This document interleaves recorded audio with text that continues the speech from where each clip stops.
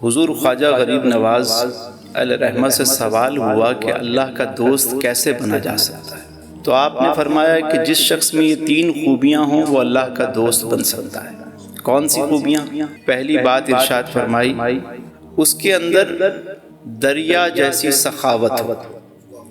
کیا ہو؟ پہلی بات یہ کہ دریا جیسی سخاوت۔ اب آپ دیکھیے کہ سخاوت کو دریا کے ساتھ کیوں جوڑا گیا؟ اس لیے کہ دریا جب بہتا ہے نا تو وہ اپنے موج پہ جب بہہ رہا ہوتا ہے، رواں ہوتا ہے، تو قریب قریب کے سارے کھیت کھلیان کو وہ سیراب کرتا ہوا جاتا ہے۔ اس سے کتنے ندی نالے نکلے ہیں اس کو کوئی فرق نہیں پڑتا، اور اس کو یہ بھی فرق نہیں پڑتا اتنی ندیاں اتنے نالے مجھ سے نکل رہے ہیں اور میرا پانی کم کہیں نہ ہو جائے، اسے یہ فکر بھی نہیں ہوتی، وہ اپنی موج میں جا رہا ہوتا۔ اور یہ بھی ہوتا ہے کہ دریا بسا اوقات خشک بھی ہو جاتا ہے، ہوتا ہے نہیں ہوتا؟ کسی نے دیکھا ہے دریا خشک ہو گئے؟ مگر دریا کی یہ بھی خوبی ہے کہ وہ خشک ہونے کے باوجود بھی اس میں نمی باقی رہتی ہے۔ ہمارے یہاں جب دریائے سندھ خشک ہو جاتا ہے تو لوگ وہاں پہ کھیت اگا لیتے ہیں، فصل اگاتے ہیں، وہ 4-6 مہینے میں فصل بھی تیار ہو جاتی ہے۔ یعنی وہ خشک ہونے کے باوجود بھی لوگوں کو فیض دینا نہیں چھوڑتا، دریا کی خوبی ہے۔ اور دریا یہ بھی نہیں دیکھتا کہ یہ کس کا کھیت ہے، کس کا کھلیان ہے، کوئی اپنا ہے بیگانہ ہے، وہ سب کو بانٹتے ہوئے جاتا ہے۔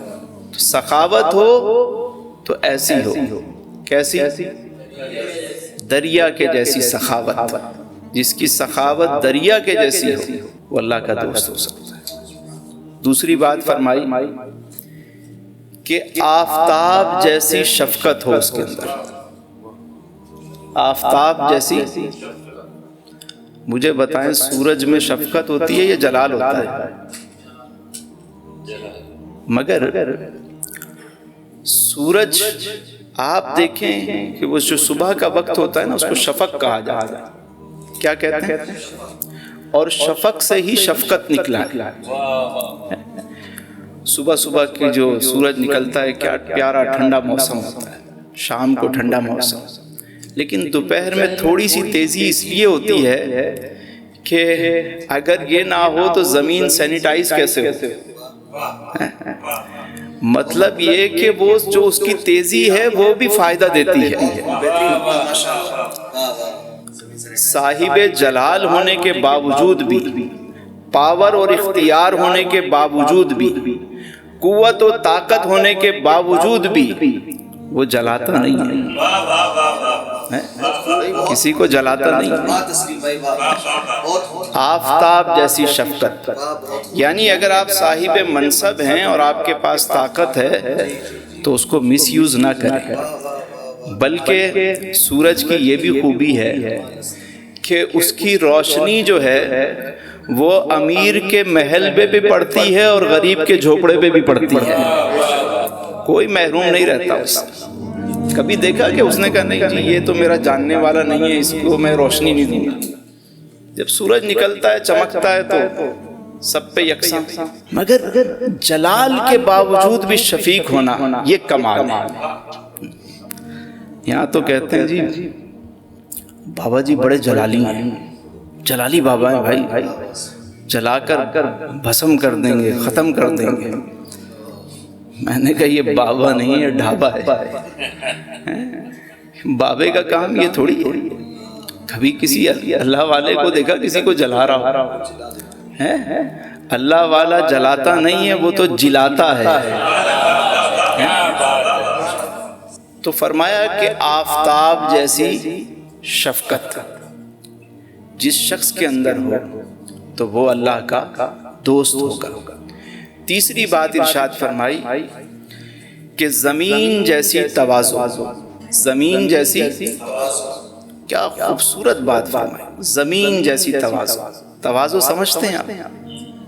خاطر تواضع، زمین کیسے خاطر تواضع کرتی ہے؟ آپ زمین پہ کچرا پھینکتے ہیں، اس پہ گند ڈالتے ہیں، اس کو تھوکتے ہیں، اس کو جو بھی سلوک اس کے ساتھ کرتے ہیں، مگر زمین جو ہے آپ کو کیسا آپ کے ساتھ جو ہے آپ کی تواضع کرتی ہے۔ آپ صرف بیج بوتے ہیں اور وہ خوبصورت پودا اور خوبصورت پھل آپ کو تیار کر کے وہ دیتی ہے۔